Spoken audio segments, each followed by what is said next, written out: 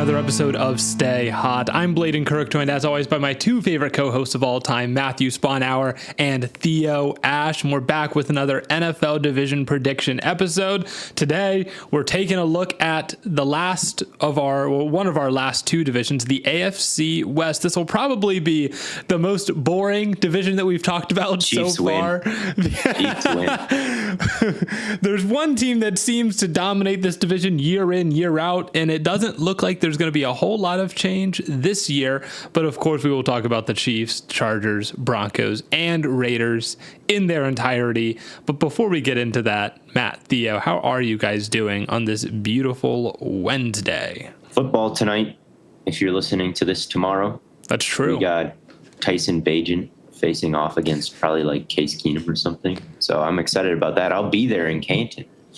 So is there some sort of like real hoophead branding that we can go for with watching this game or preseason games? It's like, honestly, I prefer preseason to regular season because that's when only the real fans are watching. All the casuals still, they haven't jumped on the bandwagon, the NFL bandwagon yet.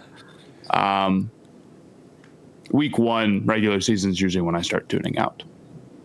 Yeah, preseason is the most pure form of football. No schemes, no bullshit.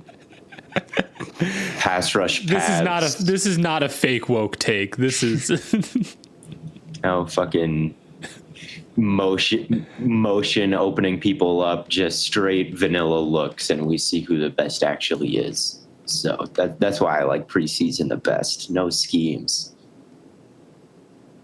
This is amen. I'm trying to find if anyone has released the official depth chart for this Hall of Fame game.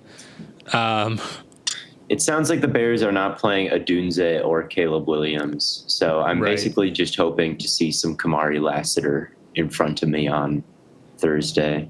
That's fair. He's been hooping in training camp. I saw a pick that he had where they threw like Nico Collins, I think, a fade. And Collins caught it out in front of him. And then when he was bringing it back down into his body, Lassiter just nabbed it right from him and got the pick. There you go. Which is like the most Kamari Lassiter play ever, is like allowing a catch at the catch point, but then just being so locked in at that point in the play that you're able to still win. That's how he's going to have to do it, is last second adjustments at the catch point, because he did run. Hey, a win is a win. No one cares if it's a win is a win. You're absolutely right about that. If no matter how it gets done, as long as it gets done, it's all right with me. Yeah. So I'm hoping to see more of that from Lassiter. I was watching Luther Burden the other day. Lassiter locked him up. I was reminded of why I liked him. So if he doesn't play, I don't know what I'll do. There's no way he doesn't play. It's preseason, man. It's the Hall of Fame game, though. Like, if he's projected to start for them at all, he may be on the bench. Oh, that's true. But I don't know. I'm trying to think. I'm Matt, optimistic. Who did we see like in the Hall of Fame game last year? We saw almost nobody. I remember DeJuan Jones being out there. Yeah, DeJuan Jones was out there. The guy. Pierre Strong. And it was DTR. It was like Wilson and them, right? Was it Browns Jets? Yeah, it was Browns Jets. Zach Wilson was starting. DTR was a big guy to watch, and then he looked pretty good in preseason and was a disaster in the regular season. That wasn't his fault, though. That wasn't his fault. Give him another chance. Oh, but it was. I think I'm also going to be there for Devin Hester's induction ceremony.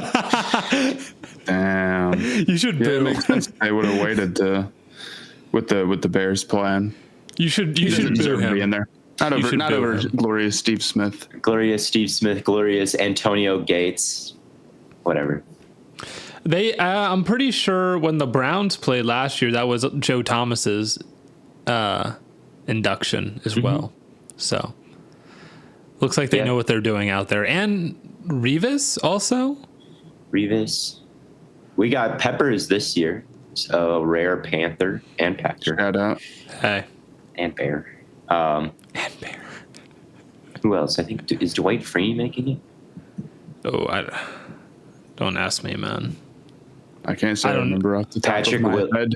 Patrick Willis, Dwight Freeney. Andre Johnson, Devin Hester, Steve McMichael. Packer One legend. of these is not like the rest. We are not done with the. What year is this? We are not done with the 1994. He was a Bear from 1981 to 93, so mostly a Bear. But for some reason, his picture is in a Packers uniform on ESPN.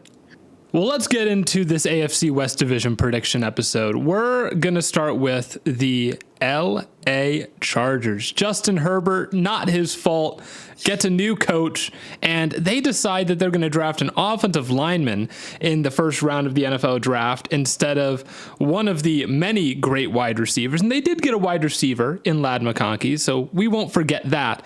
But with the clips going viral on Twitter of Quentin Johnston dropping wide open touchdowns, it's hard not to see how this could go very poorly for them this year. Theo, I mean, this is your boy.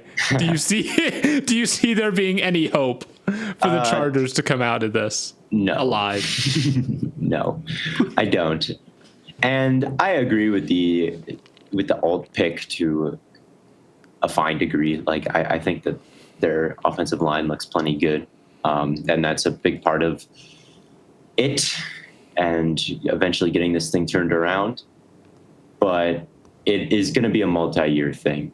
They're going to pour some resources into offensive line this offseason. But next offseason, wide receiver will still be an extremely pressing need. And between the lack of receiving talent and then the lack of overall defensive talent left over from Staley not developing hardly anybody, it's hard to envision how this team can generate really explosive plays and stop explosive plays. So if you can't do those two things, you're probably not going to be very good. And I don't know if the Chargers are going to be able to do those things with this current core. Yeah, I have mixed feelings about them going offensive line. I honestly don't think it's too bad of a thing, but at the same time, their decision, their tough move was to draft an offensive lineman at 5, and they cut both of their receivers. Yeah. Well, they didn't cut Allen. Yeah. They traded him for a day 3 pick, but that was kind of their choice, and they're going to be living with that. Now, to be fair, they're walking into a situation where not only was this team not good, but it was sort of like money-wise, salary cap-wise, in sort of like the final stage of like, okay, this is our roster. We've made all of our big moves. We've been aggressive, and they weren't even good.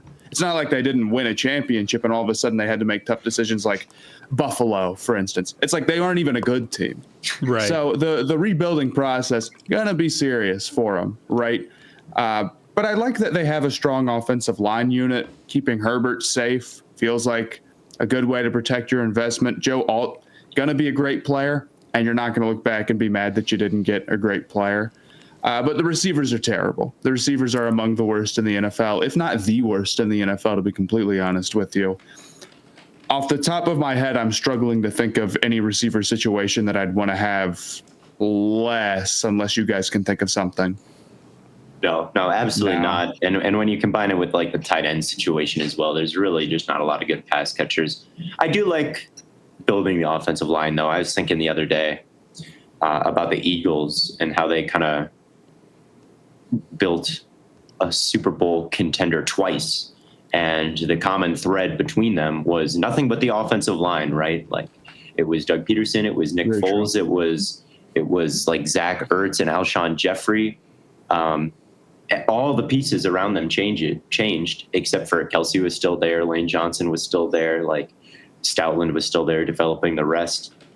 And they were able to build another Super Bowl contender around the offensive line with completely different pieces. And in both eras, even though the coaching staff and the quarterbacks were completely different, they were able to go for it on fourth down at like unprecedented rates, like the 2022 Eagles with the tush push, the 2017 Eagles just going for it on fourth down all the time, like from all areas of the field. And I think part of the reason that they were able to do that was, their offensive line. was able to hold up. So 4th and 4, 4th and 3 weren't big situations. And obviously the tush push, we know what makes that effective.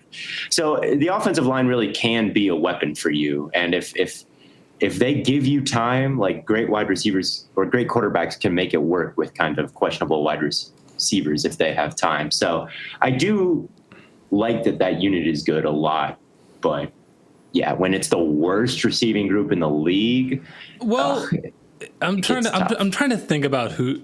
Maybe the Patriots. Maybe the Patriots, but I mean, I don't know. This kind of reminds me of. It kind of reminds me of the Lions when they drafted Sewell, because I'm looking at their roster then, and their starting receiving group was Amon-Ra St. Brown, Khalif Raymond, and Darren Fells was. Oh, they still had Hawkinson though, so even that was probably a better asset than what the Chargers had. But and the Lions were bad right after they drafted Sewell. They were like it took a while, but the offensive line was good. So right, and that's probably the process that the Chargers are going through. On top of that, their defensive line is going to be really terrible. Yeah, and on top of that, their coordinator is Greg Roman instead of Ben Johnson. Right. I mean, the question is, if you think their offensive line is going to be good and they have Justin Herbert, how does that propel them in a weak division? Because I think here's what I'm interested in with them, I guess. Greg Roman, they're going to want to run the ball. They're going to be this tough physical team, but they don't have it on the other side to back that up whatsoever. They're going to be a turnstile on their defense isn't going to be good, and their defensive line in particular. I mean, this is one of those units where they kind of just lost and didn't really add that much. Didn't really make any big moves to try to replace the guys that they didn't have. And not that their run defense was amazing last year, but it was, not. I don't think it was the worst in the league. So what? How are you going to play that tough ground pound we want to chew up clock style if your defense can't help you control the game? It's a very good question. The answer is they probably won't be able to. The Greg Roman hiring will be a very fascinating one to watch play out. It will probably go badly, right? I mean, last time he was an offensive coordinator, it didn't go particularly well. He's worked with Harbaugh at a high level in the past, and obviously the other Harbaugh as well. They won a lot of games. I trust that he can design a decent rushing attack, but are they going to be number one in the league in efficiency or anything like that? And then the issues with pass protection and just general the details of passing seem to elude him in Baltimore. Hey, if your tackle is one-on-one with Myles Garrett, you may want to provide some chip help in some of your protection plans. That wasn't really there, and the spacing downfield was all kind of fucked up. That honestly concerns me just as much as the receiving core does. And you're right, Matt, they're probably going to be in a lot of shootouts. They're not going to be able to out ground and pound other teams against when this is the defense they have. Although I will say I am a bit excited about the pass rush. I mean, they do have Tulip Lotu, Bosa, Khalil Mack. They added Bud Dupree. So it's maybe I could see them getting some pressure. Yeah, and that's their calling card. But man, in the secondary, Christian Fulton is projected to start for them. Yuck. It's not good overall. I mean, who's their defensive lineman? I mean, maybe Morgan Fox is their best defensive lineman. Yeah, seriously. They brought in Puna Ford maybe can regain some of the old magic he had when he was decent in Seattle, but it's been a while. It's just the bad positions on this team are really bad, worse in the league. Mm-hmm. And it doesn't seem like they all kind of sort of match up together to stop one thing, Yeah. Maybe I'm wrong, but I think overall what you want to create in the league, I don't believe in positional value as much as I believe in there are certain aspects that you need to be good at. And one of them is throwing explosive plays or just getting them, I guess, in general. It could be on the ground. Yeah. Avoiding sacks, getting sacks. And I just don't know if the Chargers have the skill position room in like secondary to do any of these things. Like, and I think about Greg Roman some more, and I think about like, oh, well, he's notorious for designing great rushing attacks, but think about all the assets that he has had in the past to create those rushing attacks. In San Francisco, it was Kaepernick and Frank Gore. In Buffalo, LaShawn McCoy. In Baltimore, Lamar Jackson.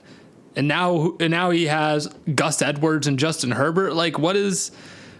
This does not feel like the same caliber of assets to create an elite rushing attack. That would be one thing I'd be worried about. Is he going to still be able to succeed without those stars in the run game? Yeah, I mean, it'll probably be most like his situation in Buffalo, but he got fired after like a year. So yeah, I'm not too optimistic about any of it. I think they'll finish third probably, or second. That's where I have them as well. Third. Mm-hmm. Third or second, I don't know. Maybe I'll make the call at the end, but there are some things about the Raiders. I might give them the edge just because their quarterback is better. Yeah, like I guess all of these teams. Yeah, I'll stick with them at third though. Okay. But here's the thing. I liked their draft. I thought their process this offseason was good. I just don't think that it's going to translate to wins year one. No. Yeah, that's probably Palmer, Conky, DJ Chark. How bad can a team with Justin Herbert be? Like, pretty bad. Well, how bad were they last year? They weren't great. Great. But I don't know. I mean, what's the best quarterback to have like a disaster season? It's usually you can stay like above the 6-win mark. I'd say like 7-9, 7-10. That's probably the range you're looking at, which is the range for a lot of these teams. I guess I'll go second. Maybe I'll keep a little bit of faith in my boy, but I don't know. Yeah, it's not looking good. Just at least not this year. But you're right, Matt. The process in player acquisition this offseason, I feel like, was an overall positive in the right direction. It was fine. I liked their first couple of draft picks. Yeah. I'm not as big of a McConkey fan as you guys are, but it was fine. No. When he turns into the next Amon-Ra St. Brown, but faster, then who will be laughing? When DJ Chark is the Chargers wide receiver 1. Yeah. Oh, you'll hear about it from little old me, that's for sure. Oh, I'm sure we will. Let's move on to an offense that I think was, or an offseason that I think maybe wasn't quite as good process with the Denver Broncos. I want to talk about them. How do you think Bo Nix will do? Bad. I think this is what the Broncos offense will look like. Run, screen, punt. Run, screen, punt. Run, screen, punt. Run, screen, punt. I am very, very concerned about their ability to like push the ball down the field at all. I mean, at least the Chargers have Herbert. You know, this wide receiver room isn't the greatest either, but their quarterback, you know, I think at Oregon, he really passed up some open looks downfield that just kind of check it down more frequently than I'd like to see. So I can't really see him airing it out now. Yeah, I think in general I agree. I mean, don't get me wrong, Nix throws a great screen. And hypothetically, I think the short game stuff with him is good. And like, there's some positives about Nix. Didn't take a lot of sacks. Yeah. But yeah, I agree. It's hard to see this as a fully fleshed out offense, although you could argue that they weren't last year. And they ended up being, you know, okay. They ended up being all right. But it seems like the argument for picking them as anything other than like, you know, a 5-6 win team is like, well, they got like 8 last year.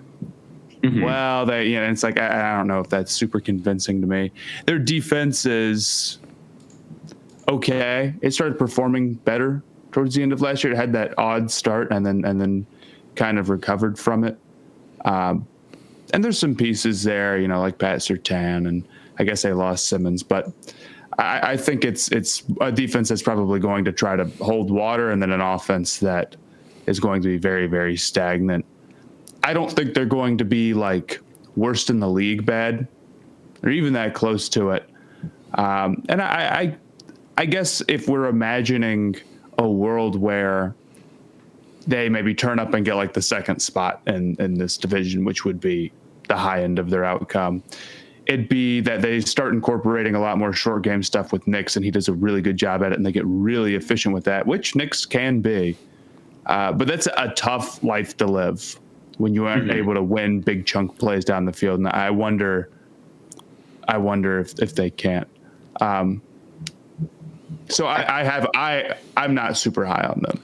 I also think that their defense in their positive stretch last year, mostly, like we've talked about defensive volatility a lot in these prediction episodes. The Broncos are the most likely team to have defensive regression from the back half of last year, because a lot of their defensive success just came with like a crazy jump in turnover numbers, and they're not going to see that again. Like, just point blank, they're not. Sacks, pressures, those can be replicated, but turnovers, not like that. Not at the volume that they were getting them last year. They went down a stretch where they were just completely turned in that area. So that would be the one thing that I'd be worried about, is the defense just isn't going to replicate that. And like you said, living with that kind of screen game, short style offense, if your defense can't be down to down successful, same thing with the Chargers, right? You can live in this world offensively, but if you don't have the defense to back you up, it's not gonna do you a whole lot of good. Yeah, it's just there's such a ceiling on this offense. I feel like they were 32nd in pace last year. They were the slowest offense in the league. They were 30th in use of motion, 17th in play action. So not even above average there with how much they ran it.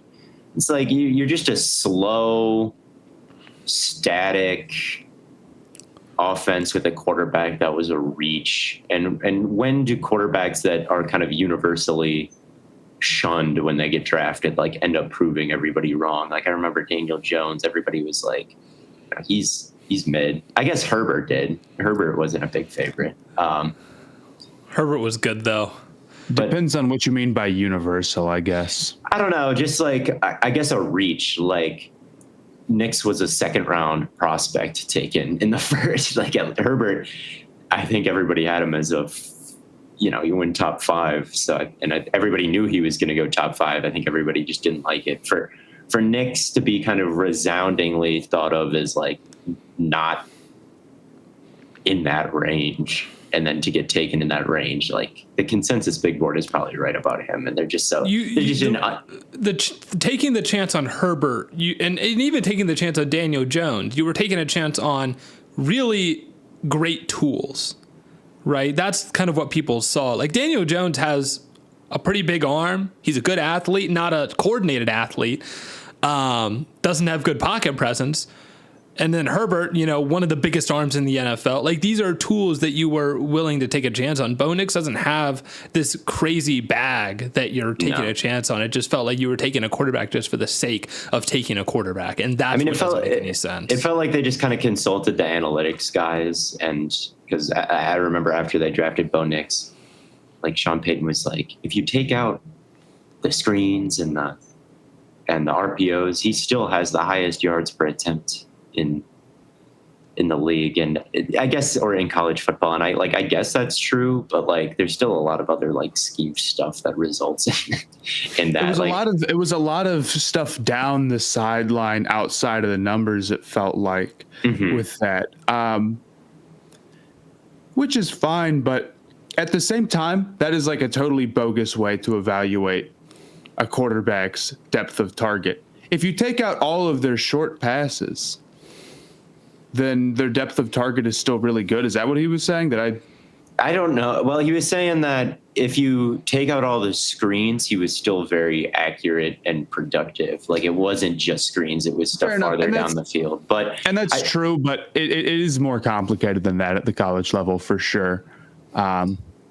I thought he was saying that like his depth of target was really good or something. I guess that wouldn't make any sense at all. But I view it as like they kind of built this around like they really don't want to turn the ball over. Mm-hmm. And maybe that comes from like having Breeze as your quarterback for a decade, where it's like we really want someone who's like the timing is amazing and the short game is amazing. And I think Nix can provide that possibly. Like I feel like a high-end outcome for Nix could be that, but it definitely like I'm not a huge fan of him where they took him. I don't care that they baited the Vikings into trading up. Right.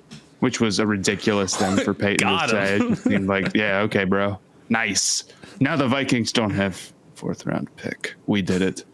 And that while that probably does add 4, 5, 6 wins to their total this year for me, now that the Vikings are without their 4th round pick, yeah, man. I have them last in this division still.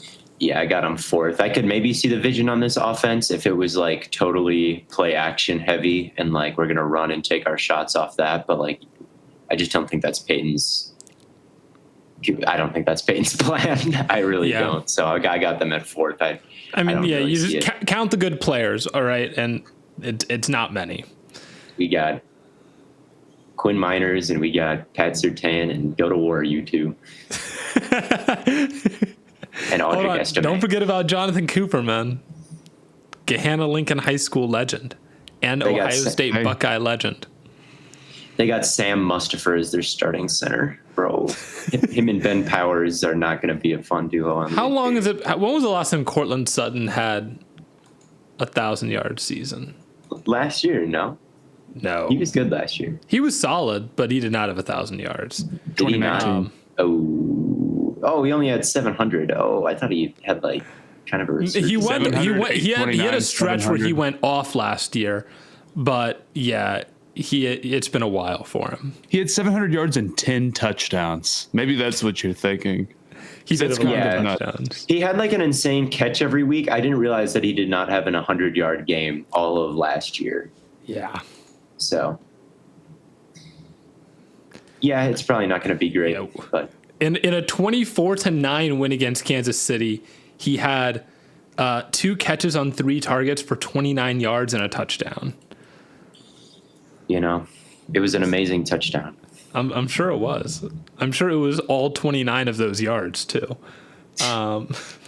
But let's talk about another team in this division who should have probably the best defense of the three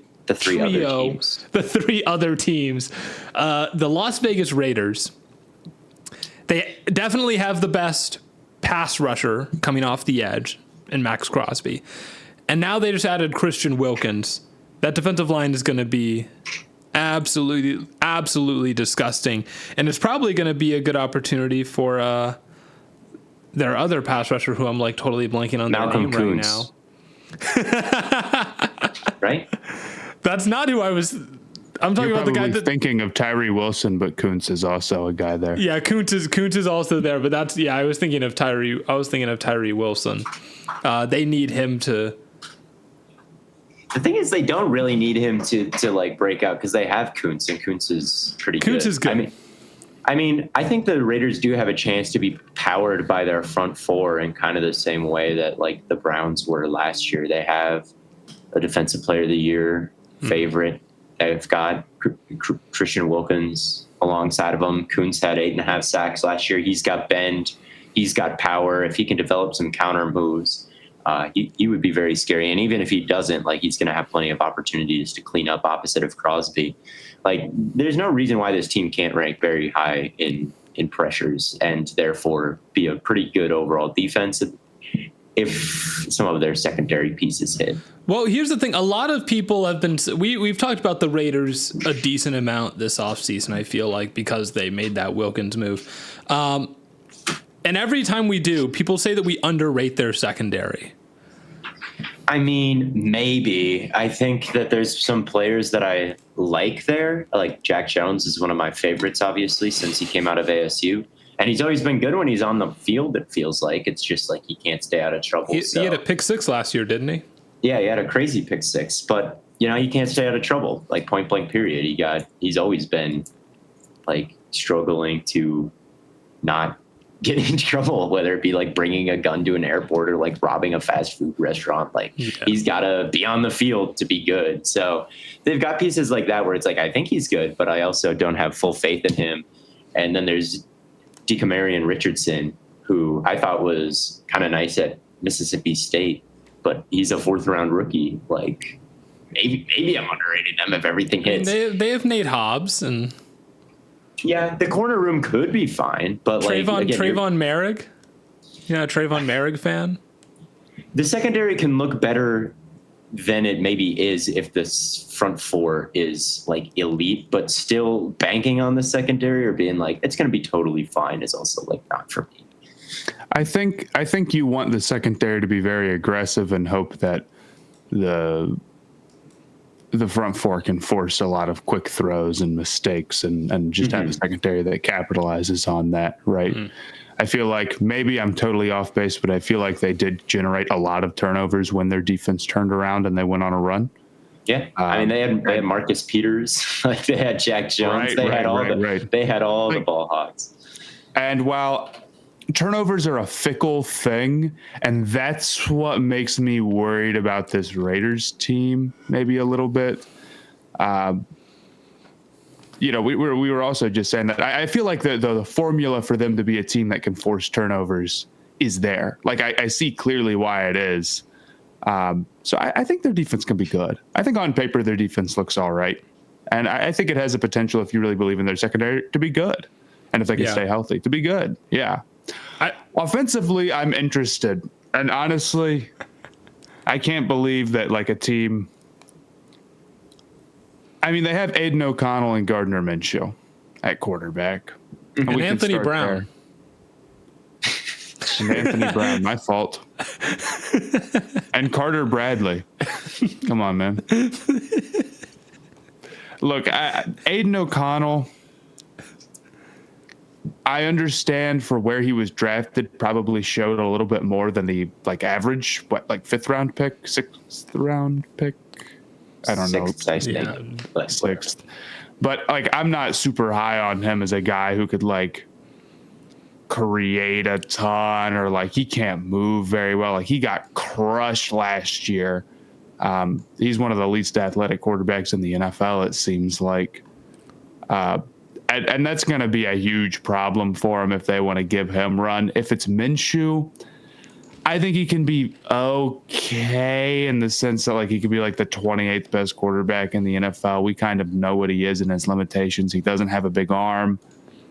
He's not a crazy athlete, but can move around a little bit, sort of just like a game manager, limits your offense, but isn't like, like a total bozo all the time, I guess. And you can hit the RPOs to Bowers with the best. Right. Their weapons are kind of good. With Adams and Bowers, Myers is a good player. Trey Tucker's breaking out this year. That'll be big. Cincinnati legend. Shout out to him. But I just don't know if I told you this offense was a disaster next year, would you be shocked? No, I would not be shocked if the offense was really bad and if Aiden O'Connell isn't the dude. And I wouldn't be surprised if they have a really bad rushing attack. Their line isn't so bad. Right. They got Jackson Powers Johnson, which is a nice pickup. They have Colton Miller. Their line looks okay, I would say. But Zamir White is their starting running back, and I think of him as just kind of this get what's blocked, hit the hole hard, north-south guy. But not really anything beyond that. And then there's Madison, who obviously struggled mightily as a lead back in Minnesota. And then there's Dylan Laube, who might be interesting as a pass catcher on third downs. But again, he's probably not going to boost their rushing efficiency crazy. So it's you don't really have this rushing attack that looks great.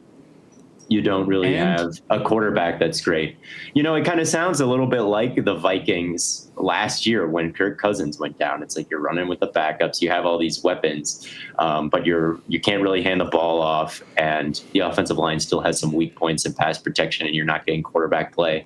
And overall, that's how you end up being 0-0 with the Raiders, like at the halfway point of the season. Like, this is still a team that's capable of putting up 0 any given Sunday. So yeah, I have to agree. It makes me nervous. I liked what they did this offseason, to be clear. And I liked getting Wilkins. I thought that was more exciting and more interesting than most other things that they could have done in free agency. And that's a for sure good player.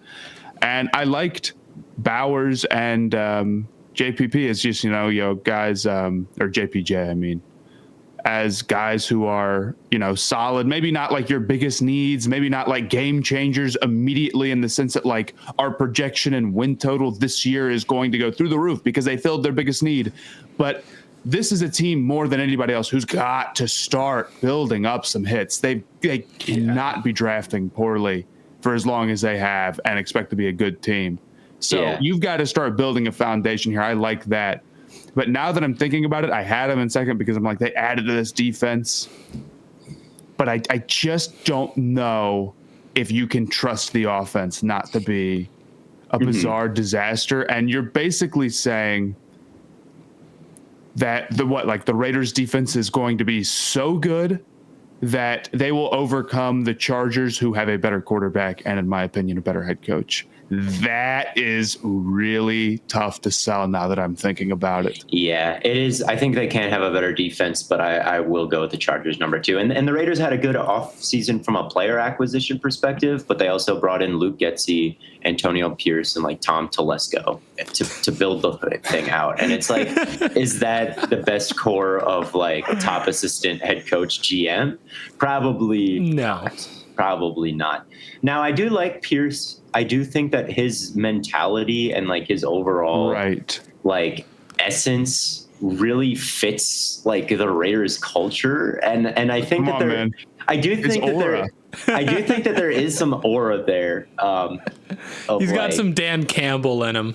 Maybe he does. And I think specifically in Las Vegas, I think that he can maybe provide a bit more juice than like your average interim, but at the same time, it's tough to bet on like Raiders aura all the way. I do think that he does have awesome Raiders aura. I love that they hired him. I like that Max Crosby just chose the head coach. Here's do you think the Raiders aura changed when it moved to Las Vegas? No, I think it really stayed the same almost exactly, to be honest with you. Do you think that's a good thing or a bad thing? I think that they've been losing my whole life, so I think it would be cool. They had that one good year with Derek Carr. I think it would be sick if they were good. Like, I know, I really want them to be good. I'd love for the Raiders to be good. They're so funny. It's just a funny team. I look back at those like old teams, like you watch like with Ken Stabler or whatever. You'll just like watch like a little documentary or something. You're like, damn, they got to make this team good again immediately. Goodell make the call. Who is the receiver that this was back when they used Stickum and he would throw up all the time, and so that might have been, I can't remember his name, and he would like throw up all the time, and it was all over his arms. It would stick to him because he had Stickum on.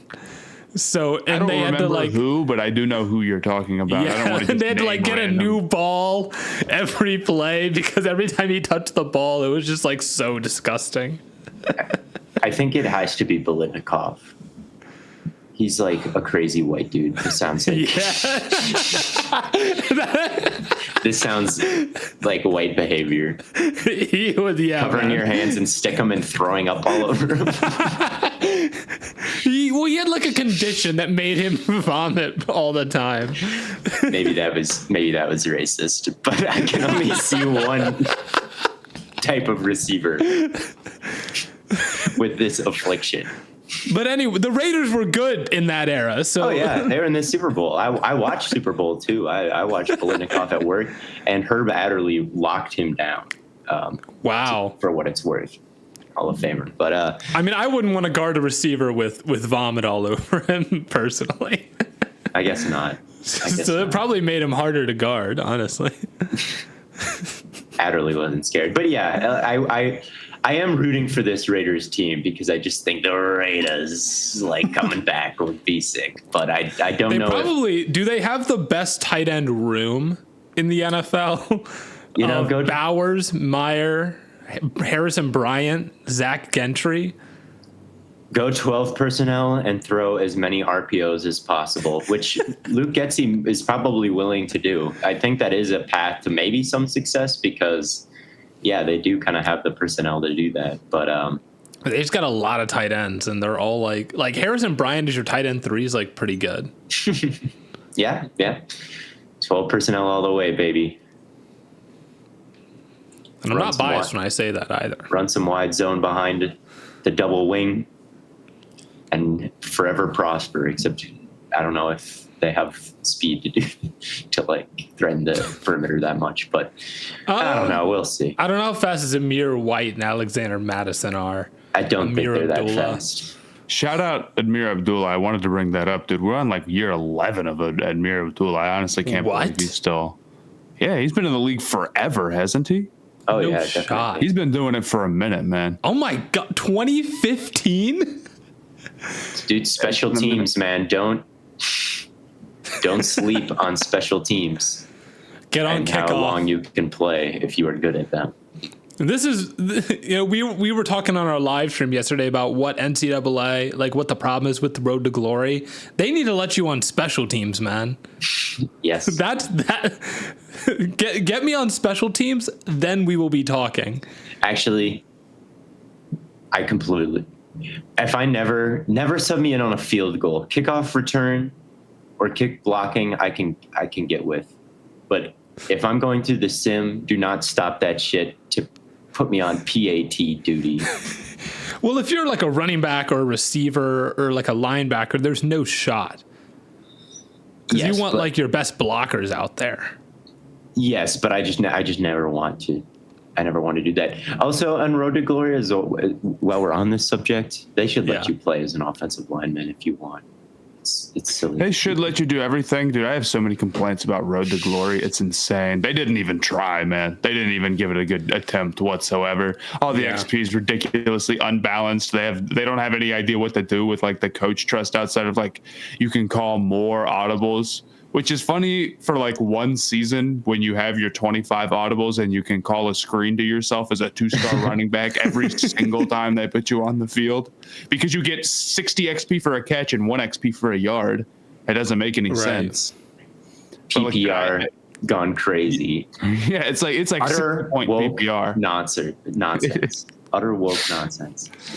But why couldn't they have just done fantasy scoring for the XP? That would have made so much sense for like wide receiver and halfback and all of that. I don't know. Do we want to talk about the Chiefs?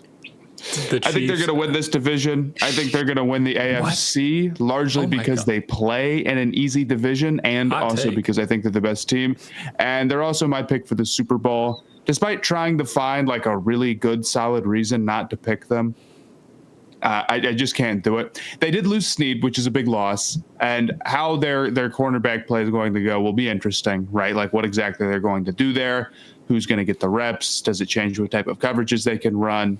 Mm-hmm. Possibly and definitely, because Snead was a great player, and he is a big loss, but you kept Spagnuolo, you kept Chris Jones. Feels like they're going to be able to figure it out. They've done a pretty good job of getting young talent in there, so I think the defense is probably going to be pretty good once again. And on the other side, they have Patrick Mahomes. Even when the Chiefs have messed up, even when the Chiefs have done things that would cause other teams with franchise top 5 quarterbacks to like be too down and out because you can only have so many misses, they're able to get away with it all because Mahomes is just so much better than everybody else, right? Their receivers were, I guess Rice had a nice year, but unacceptably bad overall. And of course, you do have Travis Kelce there. This year, it doesn't feel like that's going to be the case. Xavier Worthy and Hollywood Brown are two like really big additions in terms not only of just like being a pure upgrade in terms of talent, but in the style of play. We've seen the Chiefs offense become less and less explosive over the years. And I understand part of that is like you want to maximize the benefit of having a Mahomes by not paying huge money for a wide receiver like Tyreek Hill. So maybe like that's just kind of the natural way that things go. But they also haven't spec'd well into guys who it feels like are great deep threats. And they have been investing at receiver and just have kind of been missing. I mean, don't get it twisted. They spent a first on Worthy. They spent a second on Rice or a third on Rice and a second on Sky Moore it is then. I mean, they've invested serious assets. But I think now they've finally got it to a point where I feel pretty good about it. And the rest of the offense is largely the same. And yeah, there's probably some problems, like the tackle play isn't great, but the tackle play wasn't particularly great like last year. And, you know, they won the Super Bowl. So the only new problem is their outside cornerback play. I think they'll be fine. I think their defense will be great, and they still have Mahomes. And I wonder if Mahomes could go for MVP this year. If he puts up the crazy numbers again, and it's like this guy's coming off back-to-back Super Bowls, if things are aligning for him. There's a few other guys I like, but this might be a MVP year for him. Yeah, it's easy to imagine the Chiefs in prime time. Mahomes is running around, like making plays like he always does. And I think that the deep balls will be back. And I think it's scary to think about how they've survived without them these last 2 years. And now it's going to be back in the arsenal. It could be one of the better versions of this offense that we've seen yet. I liked their Kingsley Suamataia pick at tackle instead of Wanya Morris. Could be a big thing for them. Hopefully Jawan Taylor gets the penalties under control next year. And then this is really one of the best offensive lines in the league if Suamataia hits. You put Mahomes behind a good offensive line, like the receiving core doesn't even matter, it feels like, right? And the only thing I could see sabotaging this season for them is the defense and the secondary. I could see a world where it's not top 5 or top 10. If worst case scenario, the secondary derails everything. Teams can go deep on them, like up the boundary, kind of like the 49ers in past years. Like they were built really good through the core, and they had Fred Warner and Nick Bosa and, you know, these interior linemen. But for a long time, they couldn't stop that deep shot down the boundary with their corners. Like I could see the Chiefs defense looking a little bit like that, but like they have a good front seven. Like Bolden is a dog. Chris Jones is a dog. I like Karlaftis a lot. And I think that he has grown and could grow even more. I like Dana. I like Leo Chanel. I like Justin Reed. I like Trent McDuffie. So everything up the middle of this defense. Mike Dana had a pretty underrated season last year. He's an underrated player. And I think, did they sign him this offseason and kind of get him back on the cheap? I think they did. I remember specifically. Yeah, he did. He said he prioritized winning and kind of took a little bit of a lower deal than he probably could have. Yeah, they got him through 2026. So that was a nice contract for them, certainly. I'm a little bit worried about the boundary corners. I see right cornerback on the ESPN depth chart right now being Nazi Johnson. You know, it's not impossible to think that could be maybe a bit of an issue. But yeah, I think that this team is pretty much guaranteed to win the division. And really the only question is, like, how good are the Bengals and Ravens to me? The Texans, I guess. I just think even, okay, let's even imagine the scenario where the Chiefs, like the corners are a problem, clearly.